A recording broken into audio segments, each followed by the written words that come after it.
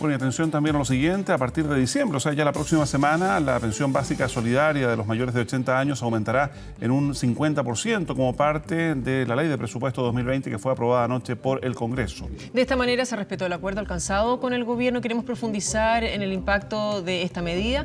Para eso estamos ya en contacto con el diputado del Partido Socialista, Manuel Monsalve. Diputado, muchas gracias por atendernos. Muy buenos días. Buen día. Carolina, Gustavo, Mauricio, ¿cómo están? Buenos días. Buen día. Buenos días. Diputado, a ver, comenzar preguntándole si quedaron conformes, si fue suficiente, si consideran que el gobierno todavía puede dar más, porque entiendo usted se abstuvo de finalmente la votación que con 8 votos a favor dio pie a que se siguiera adelante. Sí, hacer una aclaración, Carolina, Mauricio. El aumento del pilar solidario, de las pensiones que están dentro del pilar solidario, no están dentro de la ley de presupuesto. Si viene una ley que se tiene que... Es una ley que se tiene que tramitar y que el gobierno quedó de ingresar el día de hoy. Sí. En la pregunta concreta, nosotros no estamos conformes. Nosotros defendimos, y la Cámara de Diputados mayoritariamente, defendimos que el reajuste fuera del 50% para la totalidad de quienes están en el pilar solidario, que son 1.600.000 chilenos, que reciben pensión básica solidaria o reciben aporte previsional solidario. Esa medida, aplicada de una sola vez, tiene un costo para el Estado más o menos de 1.600, 1.500 millones de dólares. El gobierno optó por un camino distinto que a nosotros nos parece confuso, nos parece insuficiente y nos parece que no ayuda a resolver la tensión y el malestar social que tienen los chilenos. Simplemente estábamos pidiendo algo que nos parece básico en el marco de un estallido social: llevar la pensión básica solidaria al límite de la línea de la pobreza, 165.000 pesos. ¿Puede el Estado financiar una política de esa naturaleza a partir de enero y no en 2 o 3 años más? A nosotros nos parece que sí, que es posible, que el gobierno puede llegar a un pacto no solo de agenda social, sino un pacto más fundamental, Mauricio, Carolina, de cómo se distribuyen recursos para financiar esa agenda social. Y el cuestionamiento al gobierno es que nos quiere convencer que la agenda social que puede financiar Chile es solo una agenda social de 1.000 a 1.600 millones de dólares. Claro, porque el gobierno no quiere hacer una reforma tributaria, no quiere tocar el bolsillo de las grandes fortunas de Chile, de los grupos económicos. Entonces, con una reforma tributaria de 0,6 puntos del Producto Interno Bruto, evidentemente no vamos a poder responder a las demandas sociales de los chilenos. Si el presidente quiere buscar paz social y quiere enfrentar el estado de desobediencia civil que hay en Chile, los chilenos salen a las calles, marchan porque consideran que el país es injusto, tiene que darle justicia al país. Y la justicia requiere 2 o 3 puntos del Producto Interno Bruto. O sea, una reforma tributaria que podamos decir, tenemos 6.000 millones de dólares adicionales cada año y estos 6.000 millones los vamos a destinar a resolver los problemas de pensiones, de salario mínimo y de salud que tienen los chilenos. Eso permitiría acercar un pacto social entre el gobierno, el Parlamento y los movimientos sociales. Lamentablemente, el gobierno quiere resolver la crisis social con el presupuesto fiscal, con deuda pública y prácticamente sin tocar los bolsillos de los grandes grupos económicos, o sea, sin tocarle los tributos y los impuestos a quienes hoy día pueden pagar más, pero no lo están haciendo. Sí, ahora, sobre el aumento de la pensión básica solidaria, un par de detalles, diputado, bien prácticos, digamos, especialmente pensando en los adultos mayores que nos puedan estar escuchando a esta hora. Ese reajuste se va a aplicar de manera automática en la medida que las personas vayan cumpliendo 75, 80 años, de acuerdo a los tramos que hasta el momento han sido aprobados. ¿Hay que hacer alguna gestión personal adicional o esto se va a aplicar de manera automática en la medida que la gente va cumpliendo estos tramos de edad? Bueno, hasta ahora es una discusión que le hemos planteado al gobierno. Hasta ahora, para recibir los beneficios del pilar solidario, las personas tienen que acercarse al Instituto de Previsión Social para ejercer el derecho. O sea, tienen el derecho, pero si no van a la oficina del Instituto de Previsión Social, ese derecho no se ejerce. Esto es completamente irracional y yo espero que en este caso el gobierno lo haga operar automáticamente porque toda la información la tiene el Instituto de Previsión Social. O sea, sabe quiénes están en el pilar solidario y sabe la edad de quienes están en el pilar solidario, por lo tanto podría aplicarse de manera automática y yo espero que el gobierno eso lo incorpore dentro del proyecto de ley que debería ingresar el día de hoy.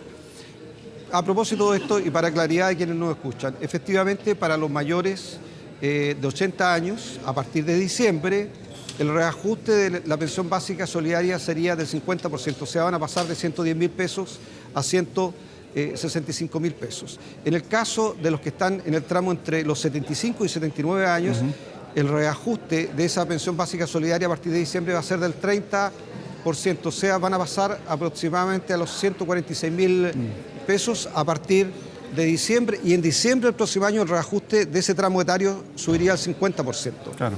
Y en el caso de lo que plantea el gobierno en el tramo de los 65 a los 75 años, el reajuste sería de un 25% en diciembre, de un 40% en diciembre del 2020 y de un 50% en diciembre del 2021. Perdón, diputado, ¿y qué pasa con los menores de 65? Estoy pensando en las mujeres que se jubilan, muchas de ellas a los 60, y también a las pensiones de invalidez, por ejemplo. No, las pensiones de invalidez, quiero ser muy claro porque se han generado dudas al respecto. Hay cerca de 200.000 personas menores de 65 años que reciben una pensión básica solidaria de invalidez y que están incorporados en la ley.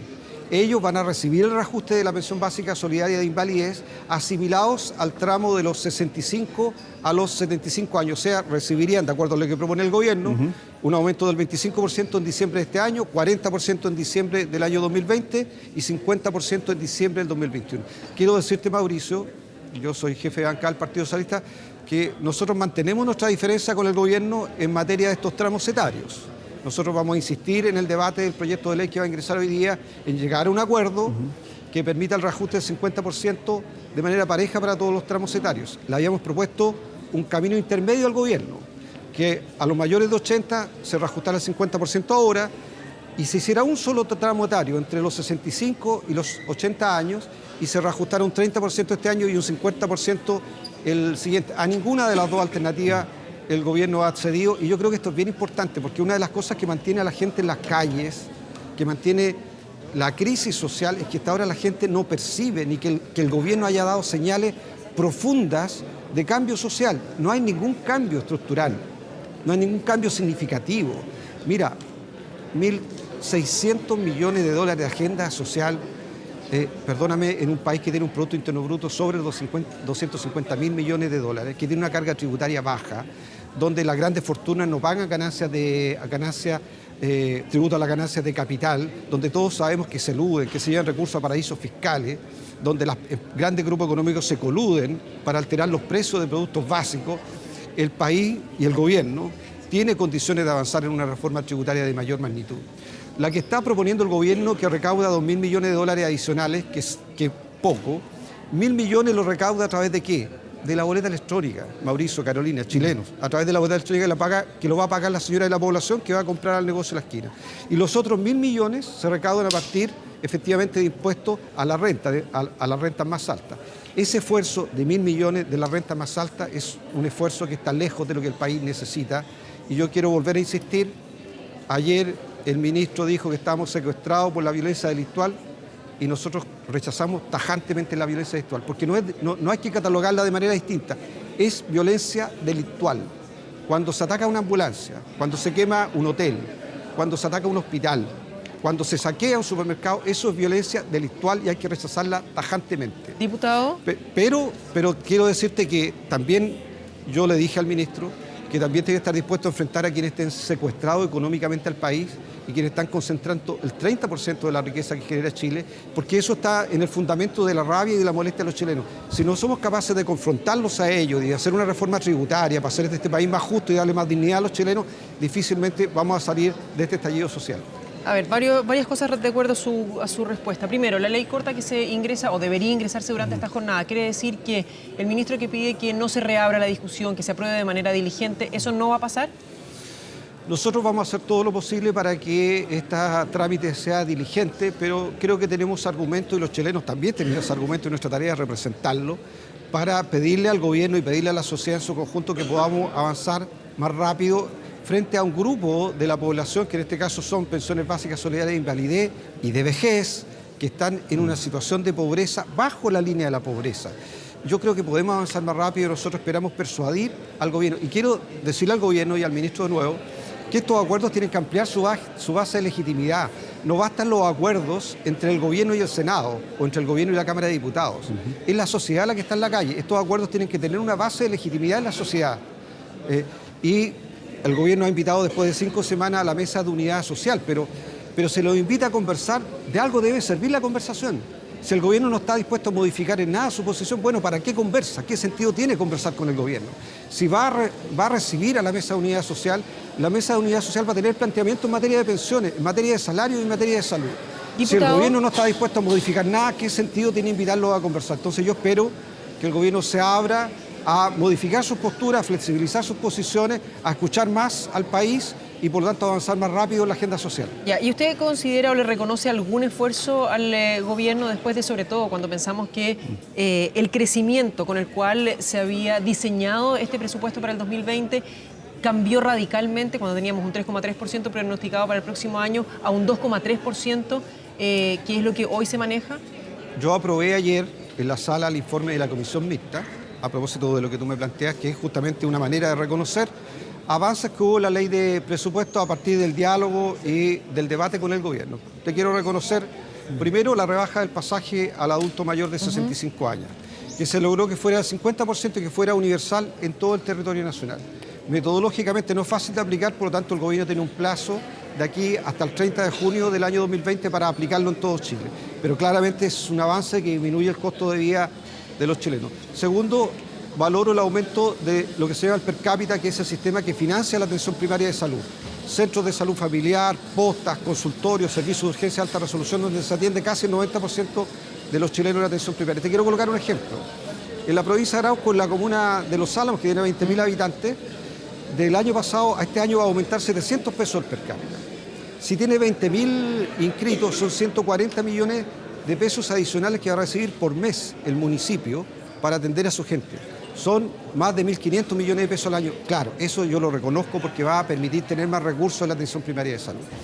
También reconozco que llegamos a un acuerdo para aportar 369.000 millones de pesos adicionales al financiamiento de los hospitales. La deuda de los hospitales en materia de la compra de bienes, de servicios y consumos, que son los que permiten hacer las intervenciones quirúrgicas, hacer las prestaciones, comprar la benzina en los hospitales, al año más o menos de 500.000 millones. Se llegó a un acuerdo para hacer un aporte de 369.000 millones adicionales que cubre más o menos el 75% de lo que se generaba como deuda en los hospitales. También es un avance significativo que yo también valoro porque va a permitir un mejor funcionamiento de los hospitales públicos. También valoro que hayamos permitido que a través de los excedentes del Fondo Solidario se pueda ir a financiar la gratuidad de los jóvenes que se atrasan un año o exceden un año la duración de su carrera. Ellos perdían la gratuidad. Bueno, a partir del acuerdo de la ley de presupuesto no van a perder la gratuidad porque se va a poder usar recursos de la ley de presupuesto para mantener el financiamiento de esa gratuidad. Y también valoro algo que continúa el próximo año, pero que tiene que ver con la situación de los deudores del crédito con aval del Estado. Casi 1 millón de deudores. La mitad está en tesorería, la otra mitad está en los bancos.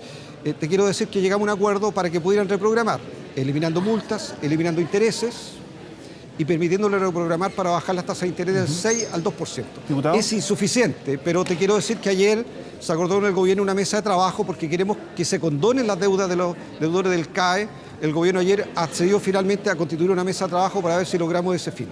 Diputado, en medio de todo esto, llevamos 41 días hoy desde el inicio de las manifestaciones masivas y han vuelto con particular fuerza en algunas zonas las expresiones de violencia, saqueos anoche mismo a unas cuadras ahí del Congreso en Valparaíso, la destrucción de un diario en San Antonio, el saqueo de un hotel y también de oficinas públicas en La Serena. En su misma zona, ahí en la zona de Arauco, a esta hora está tomada la ruta 160, se volcó la carga, digamos, de un camión que llevaba pesca. ¿Cómo se detiene desde su punto de vista las expresiones que hemos estado viendo particularmente en las últimas horas? Mira, por eso yo hacía una diferencia entre la violencia delictual y lo que uno pudiera llamar desobediencia civil. Yo creo que la desobediencia civil crea un clima y por lo tanto lo primero que uno tiene que hacer es tratar de cerrar el ciclo de la desobediencia civil y eso se hace con un pacto de agenda social profunda que todavía no está y que mantiene por lo tanto al país movilizado, con la gente marchando, con la gente tomándose las carreteras. Y yo creo que ahí el gobierno ha fallado, porque, insisto, esto no se resuelve con $1.000 millones adicionales o con 1.000 millones de más deuda pública. Cualquier país sensato, a propósito de lo que tú planteabas de la caída de la economía, el ministro habla de responsabilidad fiscal, pero ministro de Hacienda, por favor, si esto no se detiene el próximo año no va a haber economía. Los 2.3, bajó del 3.3 a 2.3 el crecimiento económico, proyección de crecimiento económico para Chile el próximo año. Si esto no se detiene, eso no va a ser 2.3. Y cada punto de caída son $3.000 millones de menor generación de riqueza en Chile y 600 millones de dólares menos que recauda el Estado. O sea, ¿de qué sirve la responsabilidad con las arcas fiscales si el próximo año no va a haber economía, no va a haber cohesión social, el país va a estar polarizado, no va a haber posibilidad de convivir en Chile? Esto es una tarea urgente. El gobierno no puede estar de a poquitito soltando un par de millones de dólares. Esto requiere una agenda social profunda. ¿Y por qué el presidente no invita a los partidos políticos de oposición, invita a la Mesa de Unidad Social y le propone una agenda social profunda de 4.000, de 5.000, de 6.000 millones de dólares y propone la reforma tributaria que permite financiarlo de manera permanente? Diputado. Eso es lo primero. Lo segundo, decirte que la violencia delictual tiene que ser detenida y rechazada por todos. Está en cuestión la capacidad del Estado para contener este tipo de violencia, que es una mezcla de anarquismo, a esta altura, seamos francos, seguramente de narcotráfico y de personas que seguramente cometen delitos en el marco de esta violencia. Hasta ahora el Estado ha perdido la capacidad de controlarlo. Yo creo que esto requiere, el gobierno ha anunciado un proyecto de ley que permite que las Fuerzas Armadas vayan a cuidar infraestructura crítica, usted lo conoce. Va a ser difícil tramitar ese proyecto, quiero decirlo desde ya, porque el presidente incorporó una cláusula que, para que seamos francos, es eximir de responsabilidad penal para el uso de la fuerza a los militares. Es como decirle, mire, los vamos a sacar a la calle, pero si ustedes le disparan a alguien y muere, yo les garantizo una amnistía previa. Yo creo que el Parlamento chileno no puede apoyar eso. Una amnistía previa, porque eso es lo que está proponiendo el presidente. Amnistiemos previamente ante la eventualidad que tengan que usar la fuerza y matar a alguien. Eso es completamente antidemocrático. Entonces, yo creo que el buen uso de carabineros, el buen uso de la policía de investigaciones, la adecuada coordinación con el Ministerio del Interior, el crear un clima de convivencia de nuevo en Chile a partir de una agenda social profunda va a permitir que la policía y carabineros puedan concentrarse no en contener las marchas, puedan concentrarse en combatir la violencia delictual.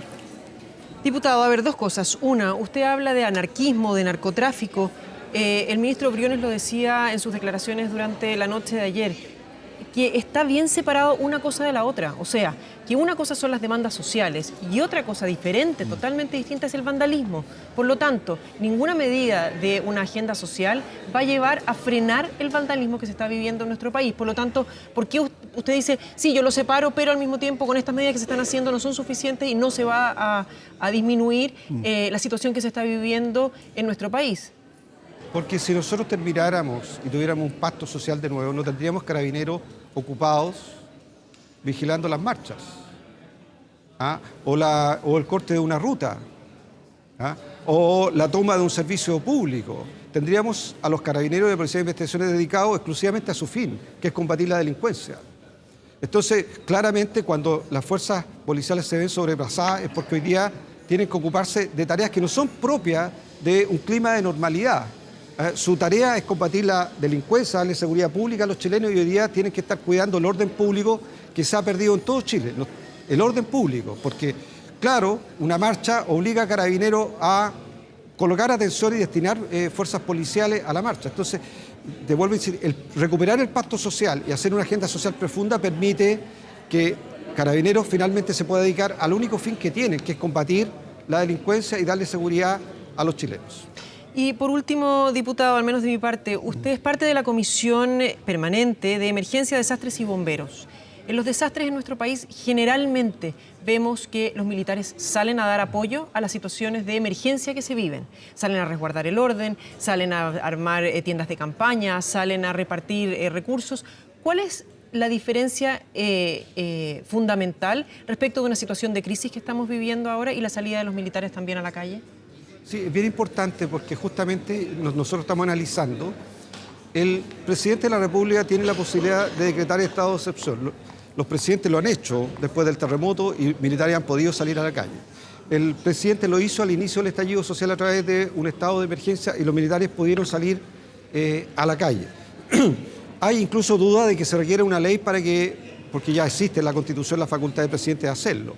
¿Cuál es la diferencia? Vuelvo al punto que planteé, que es lo delicado, que es que en esta ley que está enviando el presidente se establece una forma de eximir de responsabilidad penal a las Fuerzas Armadas en el uso de la fuerza. De eximir de responsabilidad penal a las Fuerzas Armadas ante la eventualidad del uso de la fuerza. Yo no sé si a alguien le parece eso razonable.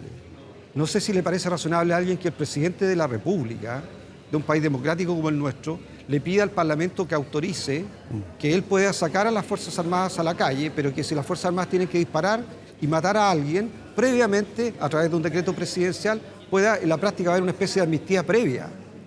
¿Ah? Entonces es como decir, mire, usen la fuerza de manera impune. A mí me parece que las Fuerzas Armadas hay que cautelarlas, hay que cuidarlas.